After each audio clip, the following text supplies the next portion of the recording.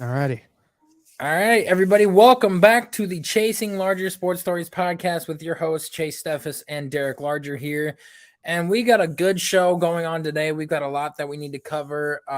First and foremost, I want to say that if Derek and I can get off, we are going to the NFL Scouting Combine at the beginning of March to be able to look at any prospects that we see fit for our teams and any that we deem that are worthy to be talked about on the podcast and get some names out there that you guys may not be familiar with that could potentially help your teams as well. But along with the prospects, we've got NFL coaching hires that happened over this past week, and none other than the two big ones that were being talked about. DeMeco Ryans, former linebacker for the Houston Texans and defensive coordinator for the San Francisco 49ers, got hired in as the Houston Texans head coach this past week. He signed a 6-year contract to be the next up-and-coming head coach. Derek, what is your thoughts with DeMeco Ryans going there and potentially, getting a sense of comfortability with him, knowing that he's got some longevity that's going to happen because they know that they're in full rebuild. They know that that the Texans organization thinks that they have their guy for the future. Yeah, I think the important part of this is that for a lot of the last few years, the Texans have hired guys, but they didn't really think that they could be the long-term answer for their franchise. Now, we've kind of been back and forth on, whether we felt that was fair or whether or not we thought that they were doing the right thing by just cycling through coaches as of recently. But I really do believe that DeMeco Ryans is going to be their long-term answer. I think this is a guy that could stay with Houston for 10 to 15 years as a coach here in this organization, because DeMeco Ryans, to me, just fits the mold of what being a Houston Texan is all about. For one, he played with the freaking organization, so he's familiar with it. And one thing about the Houston Texans is they always play hard. No matter how talent ridden they are, they always play really hard. They give a lot of teams some really good games. And that's one thing about DeMeco Ryans that fits into that culture so well. He is a guy that just brings a ton of energy to an organization. He's a very smart guy. And one thing you're going to notice is the Houston Texans are going to get a lot more aggressive in how they approach things now. They have a coach that is used to being aggressive on defense and is probably going to end up being the exact same way when it comes to being with the offensive-minded coach. So for his coordinator. So it's going to be very fun if you're a Texan fan. I really do believe that this was one of the best routes that you could have went from a head coaching perspective. DeMeco Ryans just fits absolutely perfectly with this organization. And I'm nervous as a Indianapolis Colts fan because I think that DeMeco Ryans is going to utilize the most out of this organization. And hopefully, if they get the right talent around this organization with the offensive talent and start building this team up a little bit, then this under DeMeco Ryans, Chase, and I'll be completely honest with you, I think that under DeMeco Ryans, the Houston Texans could become the best version of the Houston Texans that we've ever seen. I mean, I truly believe that that's something that they can do if they continue to build that organization the right way. Oh yeah, and I think that that's why the DeMeco's Ryans isn't scared, because he knows that, like him, the owners and everybody knows that this is going to be a multi-year process. But the main thing is to get your quarterback of the future and build upon that, and also make sure you get the right offensive staff in there, get the right quarterbacks coach, get the right offensive coordinator, somebody that can build this offense from the ground up, kind of like what Dan Campbell did with Ben Johnson. And just realistically, Derek, being a Colts fan, you should be scared that now that you got the Jacksonville Jaguars relevant and winning, and the Houston Texans, if they can get on the right track, man, your division is going to be competitive for years to come. Mm-hmm. Yeah, absolutely. It's gonna be interesting, man, because The Indianapolis Colts are the only one inside the AFC South that doesn't have a head coach right now. And I mean, and a quarterback. Yeah, and a quarterback. And when it comes to, well, I mean, obviously Houston doesn't, but we know for a fact they're going to get one in this draft. Yes. So Houston, I mean, again, you got a great young-minded, energetic head coach in there that knows what he's doing, and they're going to get a good quarterback in this draft. You know that Doug Peterson with Trevor Lawrence, they turned the tide. They're now a team that's a force to be reckoned with. They are going to be improving. And even if the Titans, I mean, again, say what you want about them and the way they're ran and everything, Mike Vrabel still, it has those guys in unison. Everyone loves Mike Vrabel in that building. So, you know, again, you're the Colts. So you got to get this right because if you don't, you're going to end up being last in your division going forward. That's at least what it might seem to be at some point. Yeah, at this point in time, I think the Jags are the front runners of the division because, you know, we saw what they were capable of, and they were one fumble away from beating the Chiefs and going to the AFC Championship game to play the Cincinnati Bengals. So it's a weird thing to see, but the Jags, like, they did all this without their best weapon in Calvin Ridley.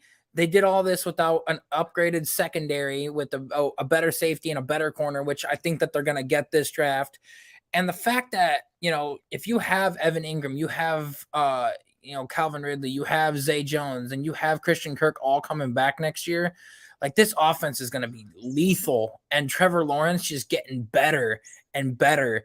It's like Derek, he could be a dark horse MVP candidate next year because this dude threw for 4,200 yards this year and 28 touchdowns. Let that sink in.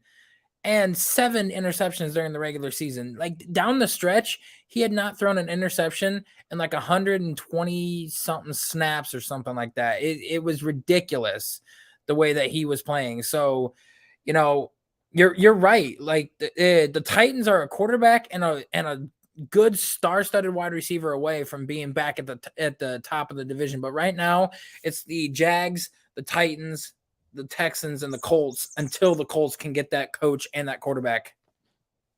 Yep, 100%. So that is one coaching hire that we have seen be played out. Then the next one is the big one, Sean Payton. We all thought that he was not going to get a gig because like he really wanted the Los Angeles Chargers gig. He told everybody that if Brandon Staley got fired, he'd put his name in the ring and throw his hat out there, hoping that he would get the job. Well, he got the next best thing. He went to the Denver Broncos, who signed him to a 6-year contract, along with Russell Wilson for a 5-year contract. If anybody can get Russell Wilson playing to like he did in Seattle, it is Sean Payton. That defense is still young. That defense was top notch this year, bringing in that offense that that Sean Payton has and how good he was. Not to mention a quarter, like I said this time and time again, and I'll say it again, a guy that went 9-8 with 4 different starting quarterbacks for the New Orleans Saints and almost made the playoffs for the Saints. Like, granted, you're playing in a division with Patrick Mahomes and the Kansas City Chiefs and Justin Herbert and the Los Angeles Chargers, but with Sean Payton at the helm, I think the Broncos have a good chance to finish at the top of the division and make it back into the playoffs for the first time since 2015. So, Derek, we're going to I don't know about you, but I think that the Broncos are on the right track to potentially be at the top of the division if they can get another star-studded weapon to pair with Russell Wilson. It's all going to come down to, you know, whether or not the Sean Payton, Russell Wilson dynamic is going to work. And I don't know. It's interesting because, again, we saw how terrible Russell Wilson was last year. We saw how terrible the offense was for the Denver but look Broncos how good he was last after year. Nathaniel Hackett left. Right. I mean, that's what everyone assumes. We're just going to have to see what you figure out. And it's just one of those situations where you wonder if things are going to work out for them in the end. It just depends on who Sean Payton brings in, what Sean Payton's going to do with his group, and if they can get the most out of Russell Wilson going forward. Because, I mean, listen, everyone has their feelings about Russell Wilson, and clearly he took a step back, but I truly don't believe he's as terrible as what he was last year. I think that it had a lot to do with the fact that one, he was injured for half the year, and earlier in the year, the way they were trying to run things just clearly wasn't working, and it just didn't work out. So maybe Sean Payton knows what to do. Maybe Sean Payton brings in the right guy. We'll have somebody close behind that can, help get things going for Russell Wilson, because clearly they have enough defensive talent to be a good team. Offensively, I think they have enough talent, but they need to work on their offensive line a little bit. But we'll just have to see. Some people say that it's going to be that they'll be able to figure out. Some people don't think it's going to change at all. Yeah, no, it's going to be very interesting to see. I trust in Sean Payton. I think that he'll get the best out of Russell Wilson because, if you can go 9-8 with 4 different quarterbacks and, make Jameis Winston look good and make him look like a top quarterback, imagine what you could do with the talent of Russell Wilson. I mean, you saw that after Nathaniel Hackett got fired towards the end of the season, Russell was playing kind of like his former self, and if you pair Cortland Sutton, Jerry Jeudy, and maybe like another top tight end or another good third option at receiver, with Russell Wilson and Sean Payton, I think that this offense could be lethal.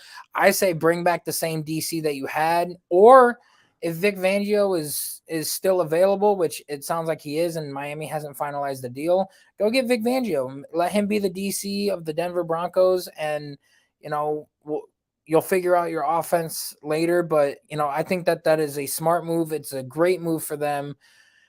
So we'll have to wait and see. Moving on to the last 2 openings that they have for head coaching positions. It is the Arizona Cardinals, which sounds like Brian Flores is the front runner for them and the one guy that they are looking to try to get, and the Indianapolis Colts, which, Derek, at this point, I think it's narrowed down to 2 guys. I don't know if you can confirm or deny that, but I think it's between Shane Steichen and Brian Callahan. Confirm or deny? I don't know, because the Colts just interviewed Shane Steichen last night and we didn't hear anything. And now the Indianapolis Colts can't talk to him again until after the Super Bowl. Now they can unofficially accept that offer at that time, but they can't announce it until then. So it's weird, dude, because I feel like the Colts are going to have a 3rd round of interviews this week. They can't, if they do have Steichen as the front runner, they can't announce it until they can't officially announce it until the day after the Super Bowl. So, unfortunately for me, when it comes to the Indianapolis Colts and everything, I kind of have to wait. If Shane Steichen is indeed the one. I don't know about Brian Callahan, because again, the Colts had him in an interview on Wednesday. They could have gave him the job there. They didn't. And then knowing well that the Arizona Cardinals were interviewing him the next day. So it's going to be, I don't know what to expect at this point, Chase. I honestly am just waiting for this to end, because I'm just sick and tired of waiting to find out who my next head coach is going to be. Who do you want? I want either Callahan, Steichen, or Morris. I want any of those 3. I'd be perfectly fine with those. Who's your top guy? I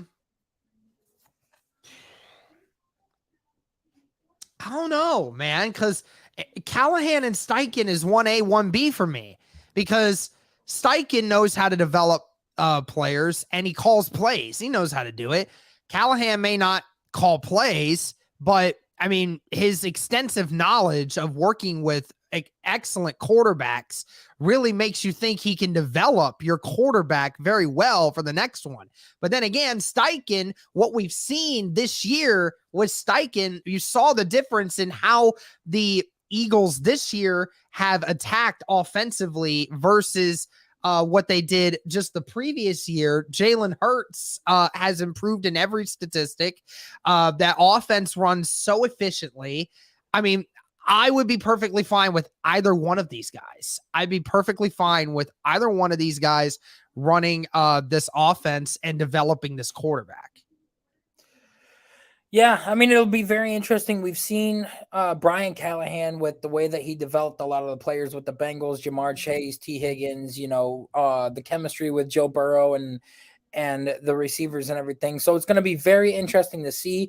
Whoever you guys get, their main priority is to make sure that you guys get the quarterback of the future, to make sure that he is comfortable with starting right away, and to make sure that you guys develop him the right way. Because if you get the wrong coach in there, it'll set your quarterback back. It'll set your franchise back 2 to 3 more years.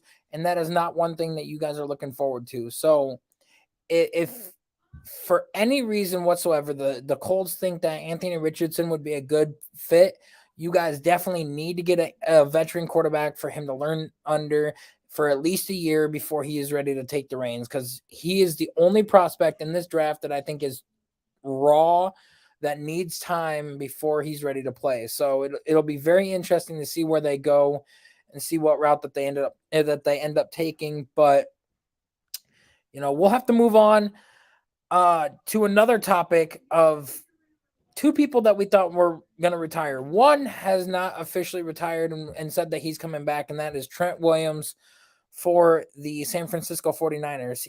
He feels like he is this close, Derek, to getting a ring, and he's this close to getting on that big stage. And I think that is one thing that he's trying to shoot for before his career is over with and before he's ready to call it quits. He said he's got 1, maybe 2 more years left in him. And, he is the best offensive tackle in football. There's no denying it. And I think that, the San Francisco 49ers cannot stand to lose him, at least at this point in time, trying to develop a young quarterback. What do you think? Oh, 100%. I mean, you know how it is to try to find an elite left tackle in this league. It's hard. And, for the amount of money, he just got paid the highest contract in NFL history at the left tackle position. So clearly shows you how good he is. I mean, by the end of it all, I mean, Trent Williams will eventually go down as one of the most dominant left tackles that has ever played the game of football. I mean, that's how good he is. And, to lose him in that particular instance, like you said, would be devastating, especially when, he's still at the peak, but like you said, he was contemplating it. Of course, when you're that close to the big stage and you just missed it, and especially at that stage in your career, when you're 33, 34 years old and you're starting to get older at that particular position, that's a little hard for somebody to, withstand. And he talked about it like, there's life after football. I kind of want to think about that too, but he said, yeah, I've kind of calmed it a little bit. I know that I want to come back. I know I still got a little bit left in me, but that is going to be a good question. Now San Fran has to start planning that, a little bit more over the next year or two. Like, hey, we know with Trent Williams potentially retiring here in a year or two, we're going to have to figure that out one way or another. So we'll see what they do, but yeah, thankfully for San Fran and for all football fans that Trent Williams is coming back at least for this next year. Yeah. I mean, no doubt about it. He is one of the better offensive linemen in this league. And, he will be missed by the team and by everybody else in this league. Moving on to another team that a player has announced their retirement, but I want to talk about the team first. This team is decimated with cap space and everything. Like they're, I think, 15, 20 million over the cap. Derek, I wouldn't be shocked if you see a lot of players from this team get traded, cut, released, whatever it may be, contracts not picked up. And that's the Tampa Bay Buccaneers, because for those that don't know, Tom Brady has announced his retirement and he says it's for good. Derek, I am very skeptical with this man because he retired last year, came back and everything. I'm going to give it about a month. And if he has not announced anything about coming back, then I believe it in what he says. Okay. But he's been a thorn in the side of the NFL and the league for so many years to come, And, it's finally time for him to just hang it up for good. And I'm kind of glad that he's leaving, but I'm not getting my hopes up with him. But, a guy like him hanging it up after so long, calling it quits for good, if that is the case, it's a long time coming. I mean, you've been in the league for so long. You're 45 years old. He's been in the league almost as long as you and I have been alive. I mean, yeah, that's insane. It's insane. You've got nothing else to prove. You've accomplished every record that you can, and it's going to take a long time before somebody breaks any of your records. So, just keep it hung up. Make sure that you call it quits for good, and please do not come back. Please do not come back.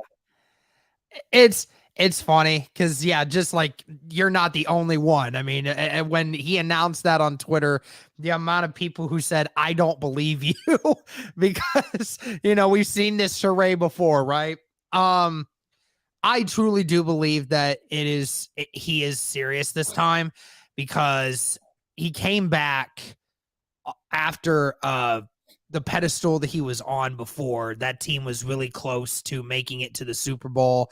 And then he retired, and then he came back. He said, look, I wanted to come back because I missed the game. And that's how it was this year, barely making the playoffs, getting kicked out in the first round the way that they did against Dallas. I mean, that's one of the lowest points of Tom Brady's career ever since he started in this league.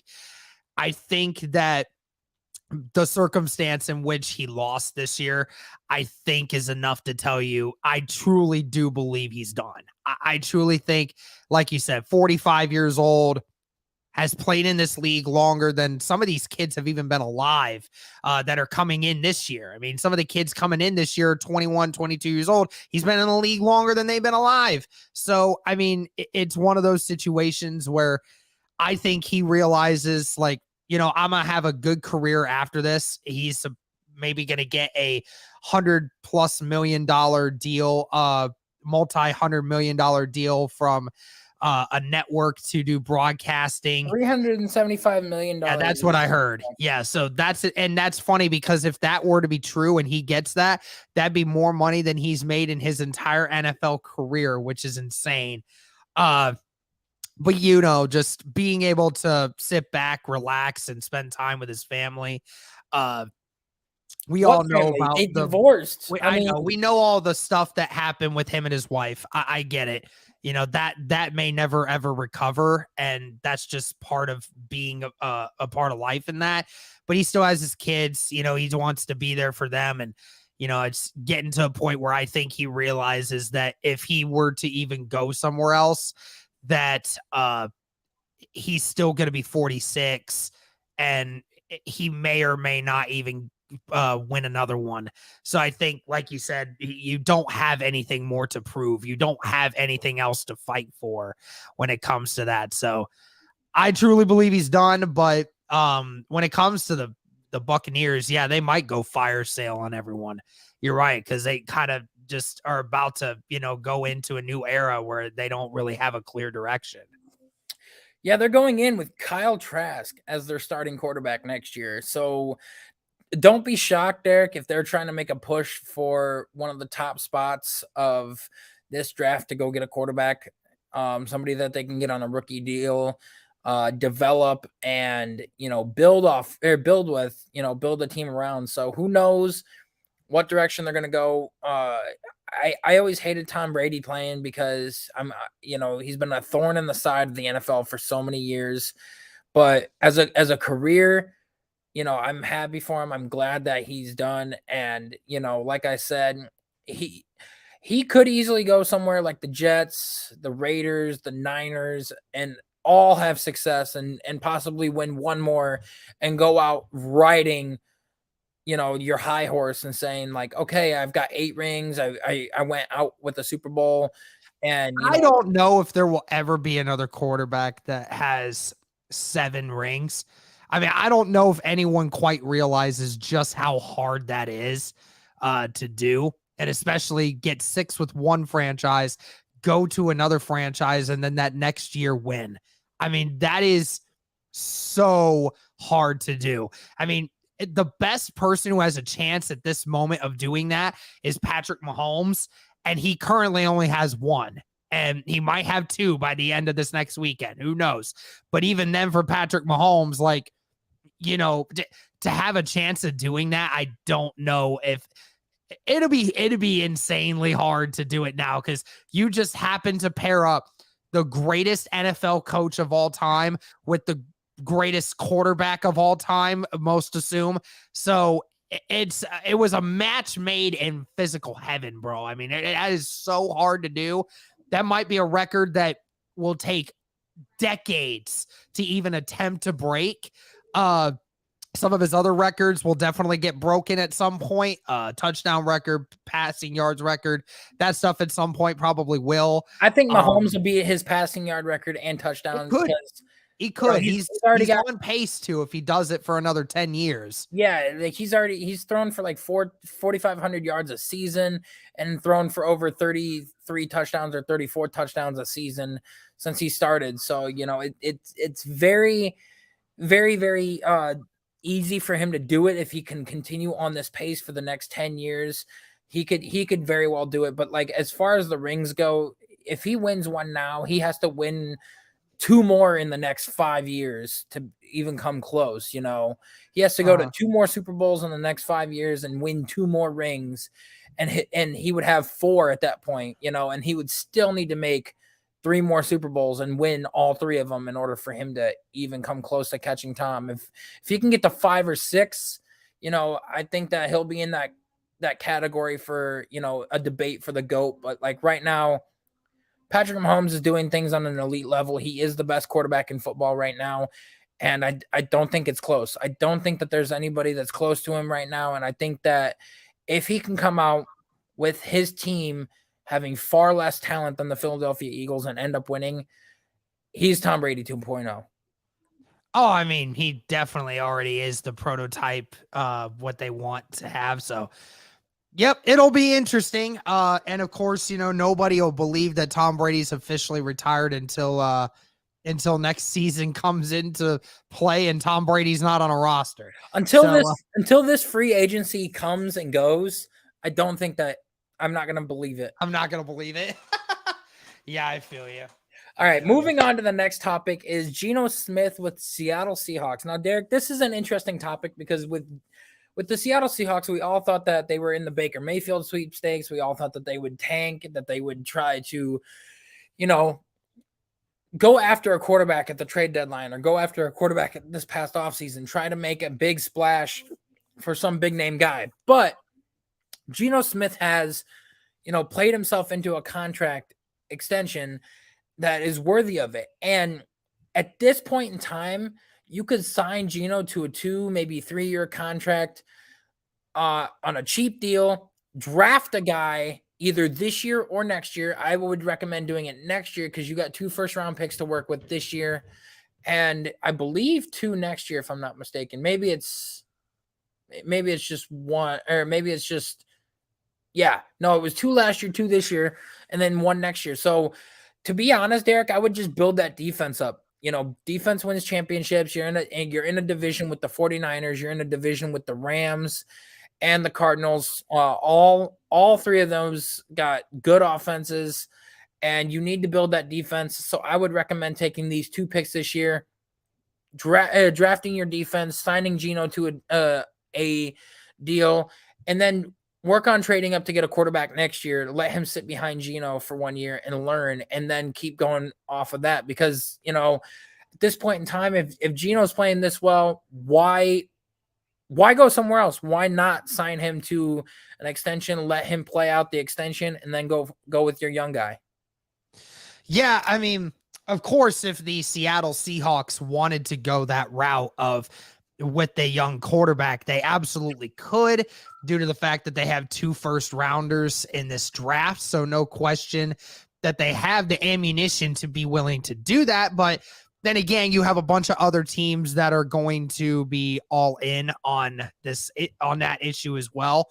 So next year, try to work on that. But I agree with you. The defense needs to be built. They don't have a great defense right now. They have very little talent on there. So they need to bulk up that defensive line. They need to bulk up on some linebackers and whatnot. I think they have Tariq Woolen, who's turned out to be a really fantastic corner. And like you said, Devontae Adams, they'll be good enough to suffice for right now, but you need to try to bulk up on that defensive line. And that's what I think that they'll do. Like you said, Geno Smith's not going to break the bank on you. They're going to be able to get him on a pretty team-friendly deal. You're probably looking in the ballpark of around 20 to 25 million for about a 2-3 year deal would be my guess. Geno Smith showed that this year he's more than capable of leading this offense if you just allow him to keep building. You get some offensive linemen, continue to protect him. You have offensive weapons that he can use. If you just keep bulking up that defense and bulk up the offensive line, then I truly do believe that Geno Smith can get you back to the playoffs and continue to get you working in the direction that you want to go. But like you said, that defense needs to be bulked up because they need that. Like you said, they got to face some good offenses. The Rams are in that situation. The 49ers, we saw what they did with Christian McCaffrey this year. And then, of course, with the Cardinals, I mean, they're going to have Kyler Murray. That's going to be a tough task to deal with. So go and get those guys that can pressure the quarterback, put some pressure on it. And I think the Seattle Seahawks will be in prime position to, go and do it again this next year. Yeah. And Derek, don't be shocked if Seattle goes for a wide receiver with their second first-round pick, because I know that Tyler Lockett's getting a little older. They're going to need somebody opposite of DK Metcalf. They're going to need maybe a third option. They don't have that good of a tight end. I mean, they got Noah Fant, but he hasn't really, panned out to be the all-star tight end that everybody predicted when he first came out in the draft. So don't be shocked if they go with an offensive weapon with that second pick, but also just expect them to draft defense and maybe look to free agency this year and or next year to get like another weapon for Geno. So it'll be very interesting to see what they can do.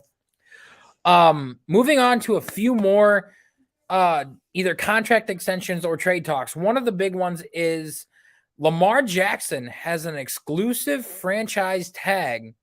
So, Derek, correct me if I'm wrong. Isn't an exclusive franchise tag is that Lamar has so long to sign the tag, and then if he doesn't, he can start negotiating with other teams. If somebody offers him a contract, the Ravens have to match that. Is that what that is? Or is the exclusive franchise tag, if somebody offers him a pick like a first rounder, then or no, that's the tender tag. So what is the exclusive rights tag if I'm not mistaken? Franchise tag. Yeah, I want to look at this real quick. Teams will have the ability to tag one pending unrestricted free agent from their let me look at these real quick. The exclusive franchise tag is expected to be let me just check it again. The designation has evolved into the designation can hinder the ability to gain long-term security because players must incur the risk of injury. The franchise tag is being used 30 times over the last 3 years. Let me look and see if I can find anything on. It says for the quarterback, from the quarterback perspective, it would be at 32.4 million for this next year if it were to be the tag. I don't remember how that would end up working for him, but I'm looking again. Projects actually to be 45.24 million if he were to sign. So the exclusive tag gives you actually more money per capita than the other. But obviously he has but at this point, he said already that he does not want to play under the tag. So what that means is I think it's only after a certain point Lamar can't talk with other teams. It needs to be through the Ravens only.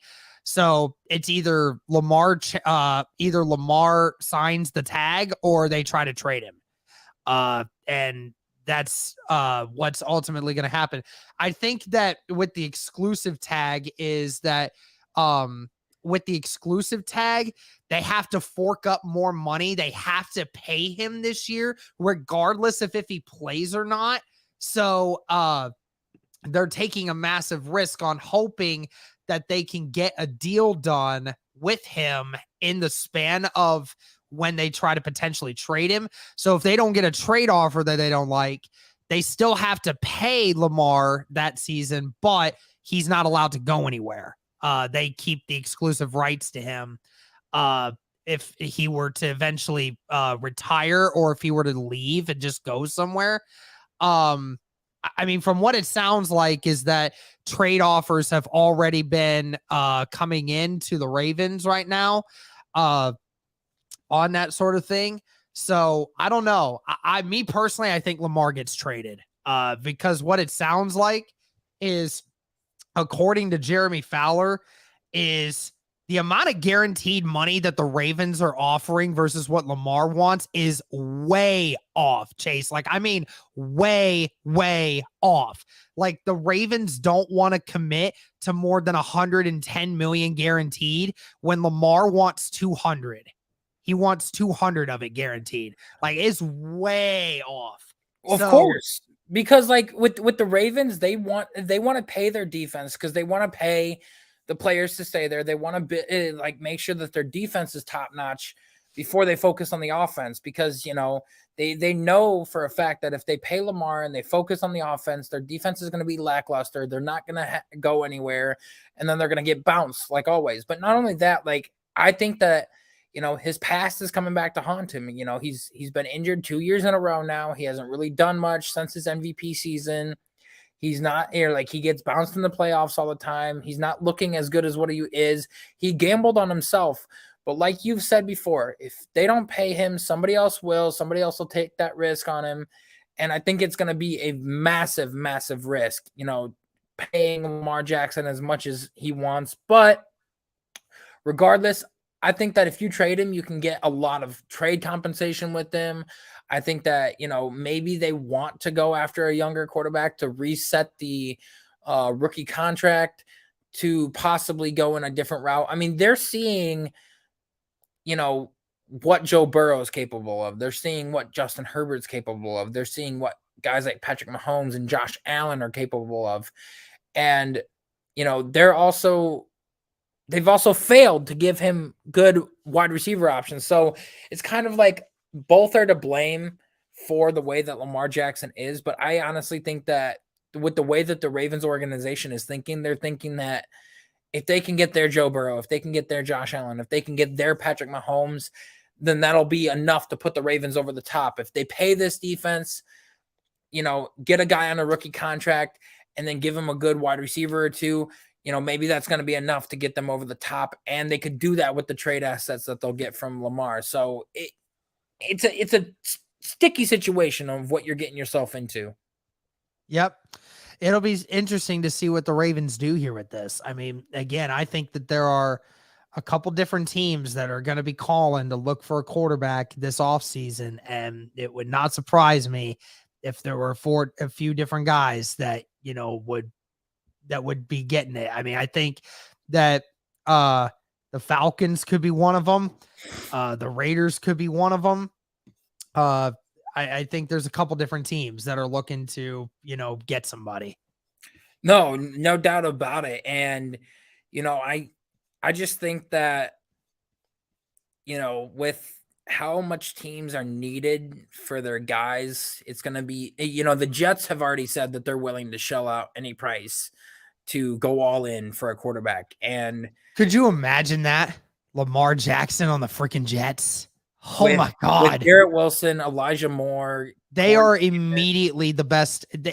In my opinion, they might end up being the best team in the AFC East. I mean, they might be better than the Buffalo Bills. They might. Or I've also heard that the Miami Dolphins have been willing to make the sacrifice to pay the price for Lamar Jackson. Now We'll that would see. be scary. That would be scary. A team that revolves around the run with how speedy Lamar is, how speedy Tyreek is, and how speedy Waddle is. Not to mention that the threat of having Lamar run compared to Tyreek and Jalen, like it'll be very difficult to figure out what they're going to do because at any point in time, they could pass it deep. At any point in time, Lamar can take off and run. And it's going to be a very sticky situation to figure out what the hell is going to happen because on the Ravens, you just have to account for Mark Andrews and then, stop Lamar. That's it. But if you give him, Garrett Wilson, Elijah Moore, you give him Tyreek Hill and Jalen Waddle, and this all of a sudden you're talking about Lamar. Is he an MVP candidate again? So we'll have to wait and see. Mm-hmm. But 2 more trade talks, and then we're gonna get to Derek's mock draft to end the show. We've got Derek Carr on the trade block. Teams that I could see him going to, Derek, is the New York Jets, the Carolina Panthers, maybe the Atlanta Falcons. I know that he's got a no trade clause, so he can decide where he wants to go. I could see San Fran also taking a shot on him, even though they got Purdy and Lance. I could still see them taking a shot on Derek Carr. Maybe that'll be the solidified piece that they need to get them over the hump. Mm-hmm. Who knows? Maybe Seattle will even take a shot at him. There's so many teams out there that are in need of a quarterback that they might actually take a shot on him. I could see the Colts doing it, especially if they get a guy like Anthony Richardson. If that's the route that we're going, but I'd highly doubt it. You don't have the cap for that sort of situation. So that's just me. But yeah, I could definitely see the Jets or Carolina or even San Fran, like you said.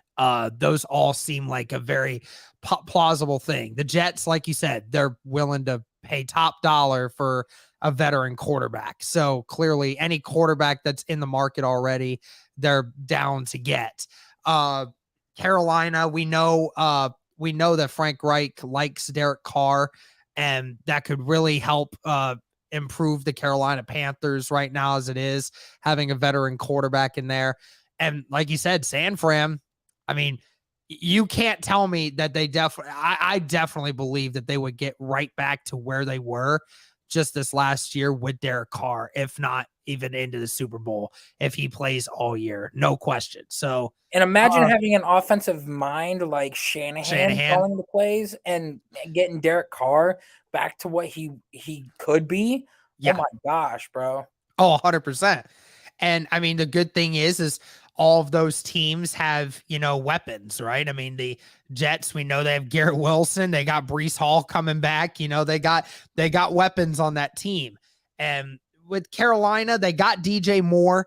They'll look to try to add more offensive weapons for sure, but they would still be in a good position, especially with their new coach and Frank Reich. And then, like you said, with San Fran, I mean, they have so many weapons. I mean, no question that they could be a team that'd be interesting to Derek Carr. So, yeah, no doubt about it. And now we've got the last person that we've been hearing trade talks with because they want to get out from under the contract. They want to be able to save a lot of cap. They want to be able to, move on to the future, see what he's got in the tank. Because there's been talks where Jordan Love has said that if Aaron Rodgers comes back, he's going to request a trade and request to go somewhere else. And I think that the Packers are finally wanting to move on and see what they've got in Jordan Love, let him play all season long, especially with this new revamped defense, this revamped offense, and, the ability to probably pay for a couple players if they get out from under the cap. And the rumor is that if Aaron Rodgers is to leave, they want it to be to an AFC team and not an NFC team. And there's not very many AFC needy teams that need a quarterback. I know the Texans need one. The Jets need one.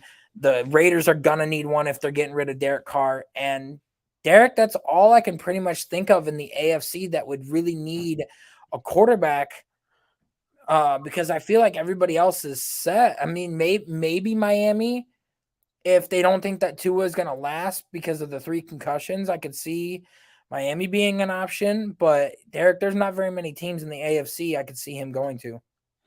Well, I think the one good thing about the Aaron Rodgers situation is Aaron Rodgers has already come out publicly and stated that he would take a pay cut to land in a better situation for him.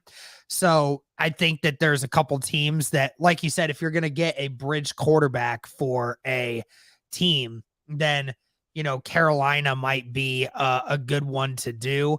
Like you said, the Jets might be another one because, if Aaron Rodgers with that group could definitely really do some damage. But yeah, like you said, it's going to be a little difficult with going forward. Who knows? Maybe even the Raiders go with it because, team back up with his old buddy Devontae Adams, right? I mean, Devontae Adams was asked about it or was yelled at by a fan like, hey, let Rodgers come move back to Vegas, man. It's like, well, tell him to buy me a house, bro. He's got all that money. So, maybe that is something, and especially with Rodgers. I mean, again, for me personally, I mean, I would love to go to the Raiders if he can get past the Josh McDaniels thing, because you just look at it from a weapons perspective.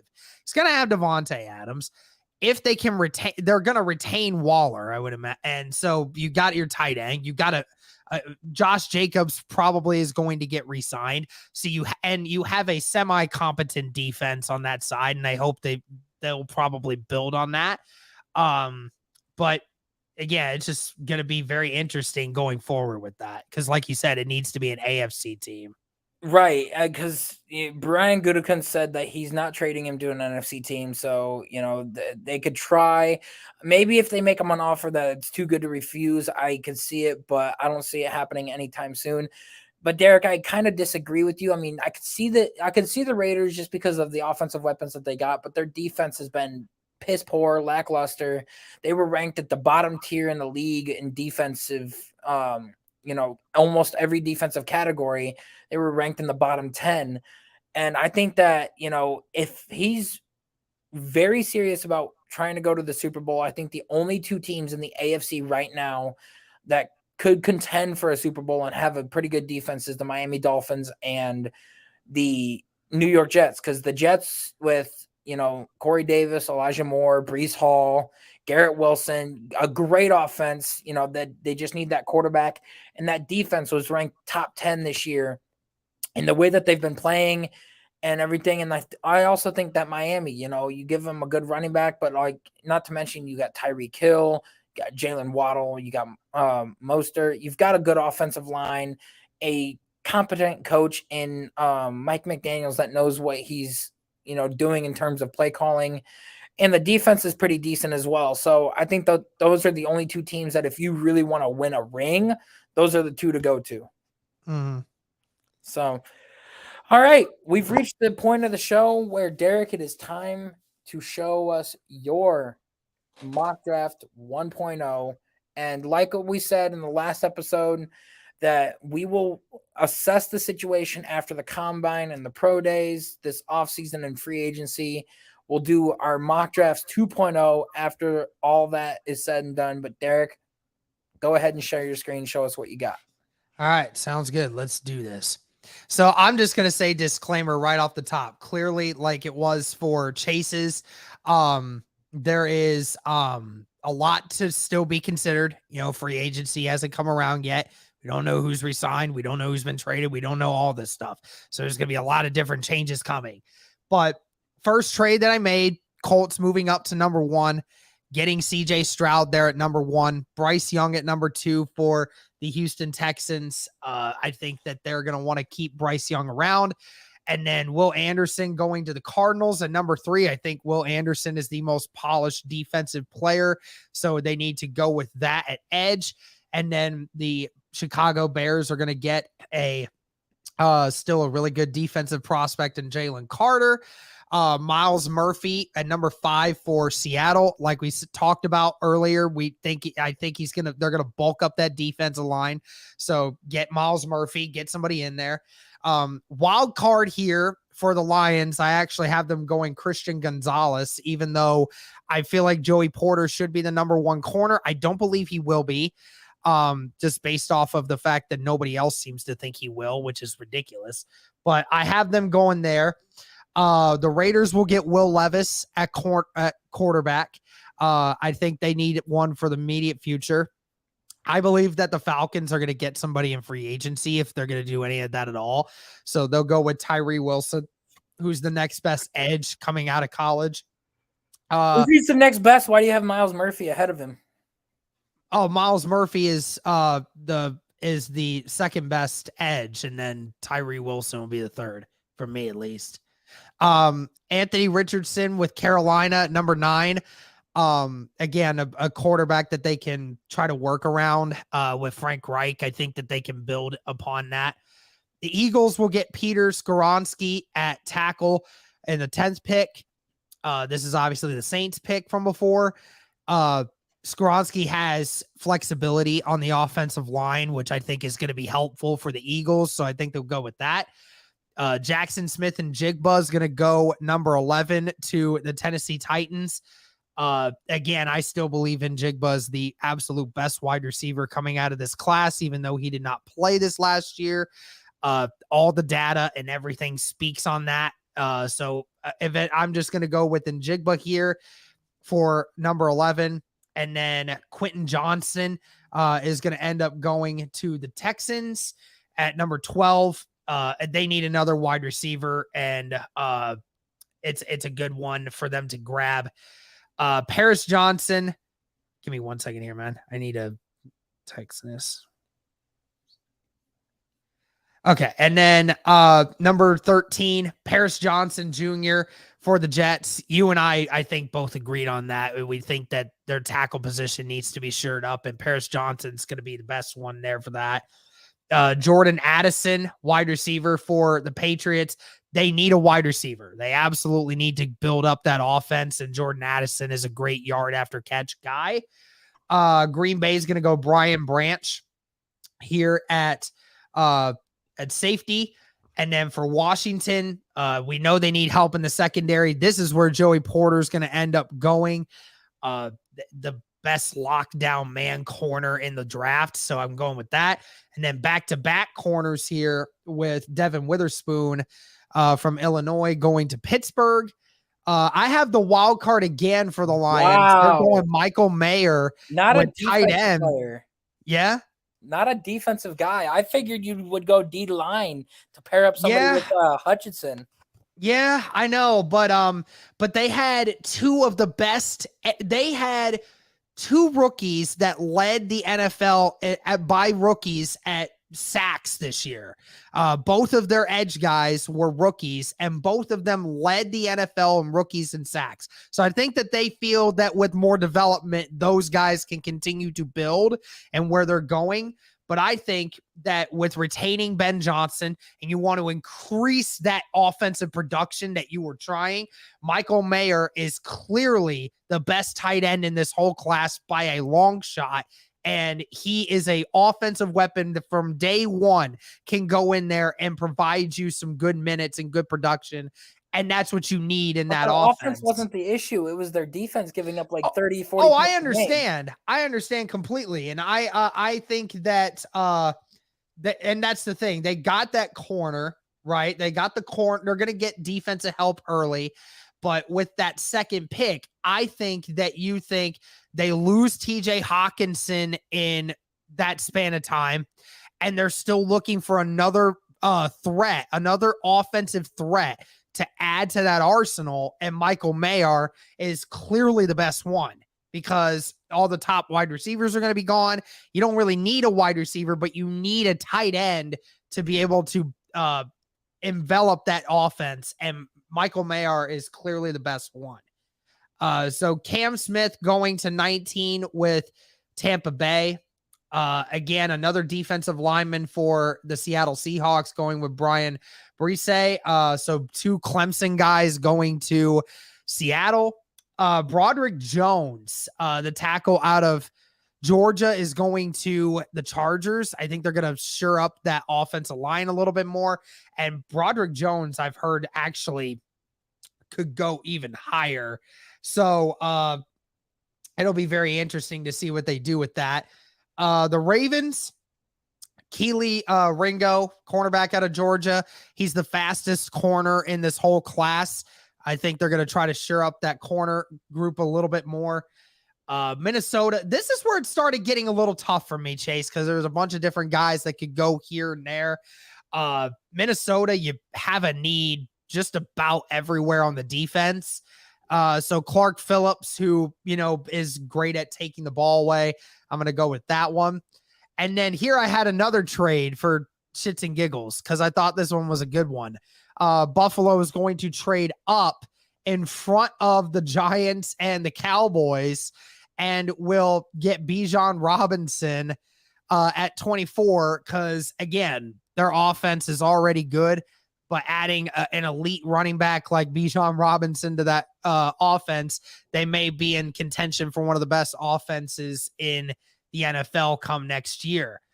And then you have back-to-back wide receivers. I have the Giants taking Jalen Hyatt, a great vertical threat that is going to be great for them to expand the field. Cowboys, you get Josh Downs, the wide receiver out of North Carolina. And Jacksonville, with trading back, will get Anton Harrison, a tackle out of Oklahoma. I'm surprised because we've talked about how they need secondary help badly. Yep, we've talked about it. And, unfortunately, the thing is I think so many of the corners are going to get taken early that it'd be hard for them to stretch. I don't know if they're going to stretch for corner help at that point if all of these corners are gone by that time. We'll see how they go. We'll see how it goes later on, but that's how I have it right now. This one's a wild card, Chase. DeWand Jones out of Ohio State going to Cincinnati. DeWand Jones was a huge name at the Senior Bowl, huge literally and figuratively. He was owning everyone at the Senior Bowl. He made it look easy. And I think when you look at it in the sense that DeWand Jones, over the span of his 4-year career at Ohio State, only allowed 4 sacks, and just being 6'8", 370 pounds, and having the longest wingspan of any athlete ever in the history of the NFL, I think you just look at that and you're like, if we can work with that, if we can manage that, I think that's a very solid tackle for a long time. That's not with fair. Joe Burrow. Don't let the Bengals get him. Yeah, we'll see if he goes that far up, though. I do wonder if there's some teams out there who will say he needs to lose about 15 pounds in order for us to think that he can be a sustainable tackle for the future, but we'll see. The Saints have them taking Zay Flowers, wide receiver out of Boston College. The Chiefs will get Isaiah Foskey, the edge out of Notre Dame. That's another good one for them. Why are you sleeping over there? I see you sleeping on that side. I'm not sleeping. You look like it. Your eyes are closing every once in a while. It's not even blinking either. Anyways, Nolan Smith will be the last pick of this. I know you talked about how they wouldn't let you go without doing that, but yeah. Nolan Smith, I think, will be the last player drafted in the first round with the edge from Georgia to Philadelphia, because I think they're going to need some help at some point with some edge guys that may eventually be leaving. So that's an interesting pick. I am on board with it. I'm surprised you don't have Trenton Simpson, in this draft. Was half tempted to do that, but there's a few teams that I don't really think need, linebacker help at this moment. We will just have to see, though. I mean, I guess so. But there you have it, everybody. Derek and I's mock draft 1.0. We have, a lot that we're going to be looking at the combine if we end up going crossing our fingers that we can go and crossing our fingers that we're able to get the time off to go and do it. We're going to learn a lot there. Going to see a lot of players, a lot of prospects that we did not expect. And we're going to get to see the on-field workouts, maybe quarterbacks, wide receivers, offensive and defensive linemen that we may not have seen before. So it'll be very interesting to see what we can do now. But that is it. That is all we've got for today's show. Tune in tomorrow for another one that we may have. We'll talk about the Pro Bowl selections and, whether or not we thought that they were right, and, more in depth about some other things coming up this offseason. This is the Chasing Larger Sports Stories podcast with Derek and Chase signing off.